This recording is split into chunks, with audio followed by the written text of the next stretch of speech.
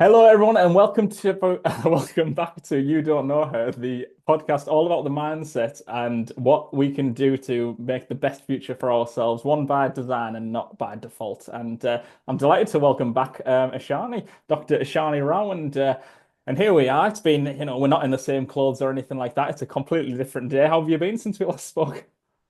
I've been absolutely great. Thank you so much. I'm busy with various projects. I've been trying to focus on becoming more of a mental health advocate for a wildlife organization. So I've been thinking about ways that I can put together some workshops and some seminars for them. And I'm currently writing a book about mental health. So yeah, Amazing. really, really busy, really happy, and always keeping me out of trouble. Amazing, amazing. Always working at a million miles an hour. But I thought I just wanted to get you back on because I felt it just flew by our last conversation, and we've got so much more to talk about. And you've raised a lot of interesting points. And one thing we actually didn't get on to talk about is a documentary that my friend Jonathan Jules, that I host the show with, he put me onto, was What the Health, that I'd never seen in my 5 years as a vegan. So yeah, there's so many interesting points in there about increased rates of diabetes from eating one portion of processed meat, even. So, from your side of view, things like bacon, sausages, hot dogs, those kind of things. What impact does that we maybe don't think is it making an impact? Giving a ham sandwich to our child or whatever. What impact is that a more of a macro level kind of and setting up kind of habits going long term? So this is really interesting, and I actually presented about 2 weeks ago at the Royal College of GPs about the health implications of eating animal products. So this is something that's quite fresh on my mind and something that I feel really, really strongly about as somebody that has worked in hospitals for the last 10 years. And I see the quality of food that we're serving to our patients in hospitals and the diseases that our patients are coming in with, such as high blood pressure, diabetes, inflammatory conditions, cancers, bowel problems, chronic constipation. So I see all of these different conditions, and these things are so affected by what we're eating. Hmm. And I think it's absolutely crazy that we're still serving what the WHO classifies as class one carcinogens, Hmm. so processed meat, which is essentially a class one carcinogen in the same group as asbestos and tobacco. And we're still serving that in nursing homes and schools and in hospitals to our sick patients. What chance are we giving these people to heal if we're giving them carcinogenic foods? Mm. Yeah, it's ridiculous. And just can you just explain? Because my understanding of a class one carcinogen is it correct to say that it's doctors know it's the medical field knows it's as likely to give you bowel cancer as a cigarette might give you lung cancer? Is that right? It's different scales, but Essentially, it's difficult to quantify in amounts. So I Mhm. couldn't tell you exactly how much bacon would cause the same amount of cancer as a cigarette, Mhm. but we know that is as likely a substance to cause harm as ingesting tobacco or asbestos. So we know that any ingestion of these products is likely to increase the risk of all cause cancers. We know about colorectal cancers. We know about dairy causing prostate cancers and breast cancers because obviously it's hormonal. But we're not really told about all of the other cancers. And there's a huge study which I always reference in my talks, and it looks at 3 million people, and it was published last year only. And Mhm. it looks at all cause gastrointestinal cancers in people that are consuming high levels of red and processed meats. And we can see that actually the risk of cancer is increased by 30% in people that are consuming high levels of carcinogenic foods. So that's all caused from your mouth down to your stomach, esophagus, and all the way down to colorectal as well. So it's absolutely crazy that we're not serving patients healthy food. I know that the 11 New York public hospitals under Mayor Eric Adams have gone vegan. And I think that this is one, amazing, two, gives us a framework with something to work with, and three, it's because they know that the public hospitals don't want to be making money off sick people like the Yeah. private hospitals do. They can't afford it. So No. they've positioned, which is an amazing thing. Yeah, and it's the change we love to see. It's people reading and understanding the evidence and thinking actually we can do better. We spoke a little bit last time, but milk as something to consume. We're the only mammal that consumes the milk of another mammal, and it's something that an adult human shouldn't need milk, and it's actually appears to make your bones more brittle and likely to fracture rather than the other way around where people think it's making your bones grow stronger. Is that a money-driven thing? Is that the push of the dairy industry to it's just a very successful marketing campaign to say, yes, this is what it does for you? Yeah, and I think it is a huge marketing campaign from the dairy industry because we know that the dairy industry is scared of the oat milk industries and the soy milk industries. We know how triggered they get and they try and produce and publish backlashes and incorrect information. And we're able to debunk that as medics and as people that are smart with regards to reading the science. We can see it's very transparent to see where all of that fake information is coming from. But also, I do think that healthcare professionals have kind of perpetuated that myth as well. We didn't have access to a lot of information, but we should be able to do our homework and see that actually these things are worse for the outcomes in our bones. People that increase their dairy intake are actually more at risk of having long bone fractures and hip fractures. We know that there's much healthier sources of calcium, such as tofu, kidney beans, all of the green leafy vegetables. We know that there's so many alternative sources of calcium that don't have the negative inflammatory, hormone-ridden, antibiotic-driven implications of the dairy. Mm. Yeah.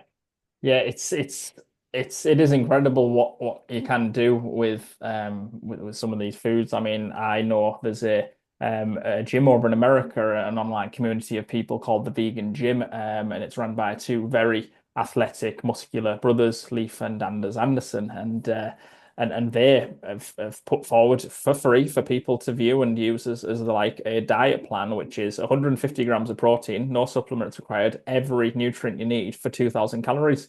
And it shows you, and it's through things, as you mentioned, tofu, TVP, textured vegetable protein, and beans and lentils and all these good stuff, and but also packed full of hemp seeds and leafy greens and things like this, and everything you need, and they show you it's physically possible, and this is the kind of stuff they survive on. It's very easy to do. It's very Yeah. low cost. The guy in the video, Anders Anderson, he makes it all in one morning, all meal prep for the next 4 days in one morning, and that's him done, and he can just go on and enjoy his life. Well, I can beat him because I do mine for about 5, 6 days in the Oh, space of half an hour. oh Yeah, wow. Oh, he says needs to to me, take some everybody advantage. says to me, why have you always got so much delicious food? Because I'm always entertaining, or I always like to feed my flatmates, and all my neighbors. My neighbor is 60 years old, and she's just stopped, and she stopped eating meat. She's eaten meat for 59 years of her life, and then she realized that she's claiming to be an animal lover, and so she's gone completely vegetarian. She's buying all of the vegan alternatives, and so I like to feed her as well and just show her that this is what we eat. So I make, it must be about 10 different portions in one meal prep session, which takes me about, I roast everything and I just cut it up, put it in the oven with loads of different seasoning, and everything's done within about 20 to 30 minutes. And then throughout the week, I have that with different grains or with maybe a pasta, or I have it in a wrap. So it's kind of different, and I put different things in each container with regards to the vegetables or the tofu or the TVP, the textured vegetable protein. But I actually have stopped buying most things from supermarkets because I didn't like the amount of packaging. And I also didn't really like the fact that there was, I was walking through the meat aisles. It didn't make me feel particularly happy. So I've started ordering 5 kilos of tofu from the Vegetarian Express plus a kilo of TVP. Oh And I wow. got that for less than £20. Oh really? Wow. Yeah, it's absolutely insane. And that's lasted me about a month because I've just put some in the freezer. So it's really, really cheap, really easy and delicious, which people can be really shocked by. Oh wow. Well, I tell you, I'm actually due some new TVP, so I will be checking that out. Actually, the Get on the vegetarian Vegetarian express. Express, Yeah, definitely. thank you very much. Yeah, I'll be straight on there. Yeah, again, loads of interesting points raised there. The one that really caught my attention was the point about your neighbor who's been meat eater for 59 years, but compassionate, and that's what a lot of people do say they're animal lovers, and I do believe them, but it's not reflected in the diet, and it's because they don't have that understanding. I actually saw when we were at Vegan Camp Out last year, Lucy Watson from Made in Chelsea had I don't know if you caught her talk, but she That was was some of it. yeah, she was lovely. She raised a really interesting point that horses used to be one of the main meats in the UK. So it was the cows, the pigs, the chickens, and the horses, and then it was realized that horses can be used better served for transport. And now, I mean, we had the Tesco horse meat scandal here in the UK, that people Outrage. outrage for, and and over in China you have people eating dogs, or in other parts of the world there's different things, which would cause outrage here. People don't like people kicking dogs here or any sort of dog abuse, but where's that distinction? Where's the because a pig is just as intelligent, if not more, than a human toddler. What value do we place on life, and and why should it be those animals that are segregated away from the rest? Now, isn't that the question? Yeah. I told you in the previous podcast, I grew up asking my parents if I could stop eating meat when I think we were about 14, 15. I was about 14, 15 when my dad came home with a rescue pig. Mm, And he'd swapped it. Some patient of his, he's a dentist, they couldn't afford dental treatment. So in Spain, it's very much a bartering system. mm, So he said, well, what do you have? And they said, well, I've got these pigs. So do you want a pig? So we had a pig, a Vietnamese pot-bellied pig running around for 15 years around the garden, the same as the dogs were running mm, around, the mm, same as the chickens, or sometimes there would be a rogue tortoise that would walk through the garden. We don't mm, know where he came from. We don't know where he went. But there were all these animals that were living in the garden and they were living together. And there was just no difference between them. And in my eyes, from a young age, there wasn't. So that's why we have this essentially what we call cognitive dissonance, mm, which is where we categorize one thing in one category and say that that's acceptable. And yet something else is so barbaric mm, that we would never entertain it. Oh, I would never eat my cat. I would never eat my dog. But to eat a sentient, intelligent, loving, compassionate pig or cow or lamb or even horse or dog in some cultures, that's completely acceptable. So one amazing form of outreach, which I love following, is Elwood's Organic Dog Meat. mm, And she's very funny, I find. And I think a lot of people who eat meat will get very triggered by it because they don't understand the satire of it. mm. But that is essentially the point. And she's just pointing out the hypocrisy and the fundamental similarities in the fact that we would say we're never going to eat a dog, but actually then why are we eating other animals? And I think that's brilliant to point out. Yeah, there's no difference to me between animals. Where they're just voiceless. They're brought into this world, and they do have feelings and emotion. And I actually got chatting to a cattle farmer last month who you mentioned cognitive dissonance, and I could see this on his face, and he asked me my opinions on head lice, and kind of what I do there. And I just said to him, because there was another vegan with me, and I said, look, I don't really want to get too much into that, but I said the whole thing that we stand for as vegans is against animal exploitation. We stand against the rape, torture, murder, abuse of animals, because they do have feelings. I said, as a cattle farmer, you'll know that your cows cry out for their calves when they're separated from them. I said, does that not bring any emotion to you? And he was stunned, and I could tell he was in a fight or flight response mode, and he didn't have a chance to respond before the vegan I was with managed to interject. But I could tell in that moment, and this is what goes through people's heads. What happens is it's an internal thought of, right, this person's telling me information and it's conflicting with what I've always believed. This person's telling me that what they're doing is right, which means that what I'm doing is wrong. If I'm wrong, that means I'm a bad person. I'm not a bad person. I'm a good person. So that means that this person's wrong.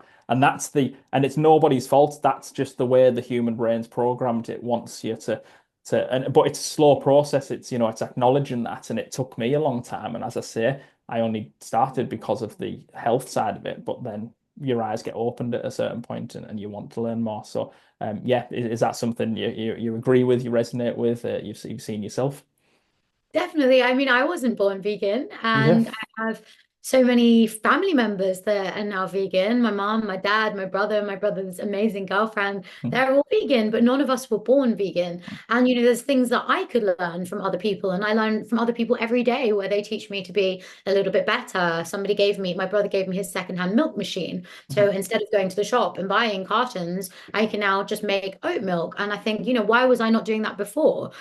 So there's so many things where I think, okay, well, let's try and be a little bit better every day. day, but there are so many alternatives to eating meat and to kind of harming animals to put on our plates that I think that's inexcusable now, because we go to a supermarket and there's so many vegan options, there's so many delicious options. If you don't want to eat all of the fake meats and everything, then that's fine. But try and cook vegetables in an amazing way, and see if you do feel better and see if you do miss out on the meat. Like I said, we're all on our journey. And I do think that we don't necessarily have to be bad people to be doing bad things. Yeah. And that's something that Dr. Sailesh Rao, who's the founder of the Climate Healers.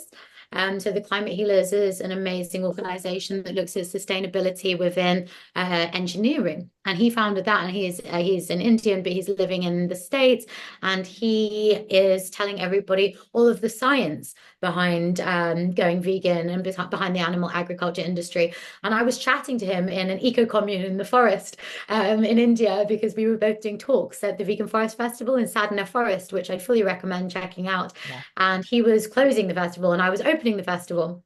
And so I got to really interact with him, and I'd seen him on so many films. He's on so many different documentaries. He's an absolutely incredible man.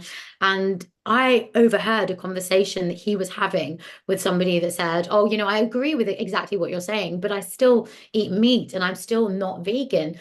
And he just addressed her with so much compassion and with so much empathy and said, "Well, your values are vegan. And I feel like in your heart, you're vegan because you don't want to hurt animals. You don't want to kill animals, but your actions are not vegan." So if your heart and your values and your soul is vegan, yet you're choosing to conduct non-vegan activities, then how do we get your activities to align with your values? And she really thought about it, and she said, "You're right. I don't want to harm animals. I don't want to do this. Why am I choosing to do those behaviors that still perpetuate harm to animals? I don't want to be doing those actions." And I thought that was such a beautiful way to explain to somebody that, no, I don't think you're a bad person, but I don't agree with what you're doing, and I would like to try and encourage you to change that behavior. Yeah, I think that's the best way to go about it, to see that people are, I do believe that people are generally by and large good, and to understand that it's not a failure of them, it's a failure of the society and the world that they've been brought up in. People can only take inspiration from what's the norm, and what they've learned from. So it's just about trying to disrupt that, and create a new norm. And yeah, I think, I mean, throughout my journey, I've been through, as I'm sure many vegans have at the early stages. Once you learn, you do get angry, and you do think, right, everyone needs change. It needs to be now. But my big hero is, in my opinion, the face of veganism, Earthling Ed. He's someone who, if you've seen his talks and his way he interacts with the public, he never loses his cool. He's very understanding, and he listens to people's points, and he always gives them the floor to speak. And then once they've finished the point, then he'll subtly go in and try to examine why that's their way of thinking. And I think that's the way that it needs to be. It needs to be slowly and often. I've 5 years in, I think I've just finally convinced my own mother to go vegan earlier this Amazing. week. So it's been a slow approach, but yeah, that's the way it's going to be, I think. Yeah. And you know what, saying that, I think that there is a place for angry vegans. And some days I am an angry vegan, and sometimes I'm not. And I think everybody within the activism space, whether it's the vegan or the environmentalist or the trans or the LGBT or the Black Lives Matter or advocating for people with disabilities, or, everybody can be an activist and everybody can advocate for a cause that they truly believe in. And I think that there is a huge place for anger within that. And I never want to belittle anybody or to tell people that they are wrong for feeling sad or frustrated or disappointed or angry, because Trump won the election this morning. And so I woke up and I feel like a psychopath, because I gave myself 5 minutes to cry. And I said at 9 o'clock in the morning, I am going to stop crying. And at 9 o'clock in the morning, I stopped crying. And I said, right, okay, now I feel motivated. I think I need to make a to-do list. I need to think about what I'm going to do and how I'm going to kind of move forwards from this. I need to think about how we're going to move forwards constructively as a friend group. I know all my friends are disappointed. How are we going to move forwards as a society where there's so many good people that are now trying to balance out that face of things that I perceive to be not so good? And I thought, okay, I am angry today, but I am also one of the most motivated examples of myself that I have been in a long time. And I think that there is a place for anger. And one person could be out on a megaphone shouting and telling everybody about the slaughterhouse footage. And one person can be doing it the gentle way and the communicative way, like you, like Earthling Ed. So I think it is okay to be angry. We need to try and direct those emotions in a constructive manner. We Yeah. can't let it harm us, we can't let it harm the cause, and we can't let it harm other people. But I think if we channel all of those emotions, because a lot of negative emotions come with activism and come with the state of the world and society and politics at the moment. But if we can channel those emotions into something constructive, then anger is okay. Yeah. So the angry vegans out there, as long as we are still trying to move the movement in the right direction and change that status quo and the general narrative, then that's okay. But we need to do it in a healthy, constructive manner. Yeah, amazing. I do just want to say that I've never heard anyone give themselves 5 minutes to cry before. So Me neither. I've never done that before. so yeah, well, very well done. Very good discipline there to stick to those 5 minutes of Way too crying time. disciplined. But yeah, I do agree.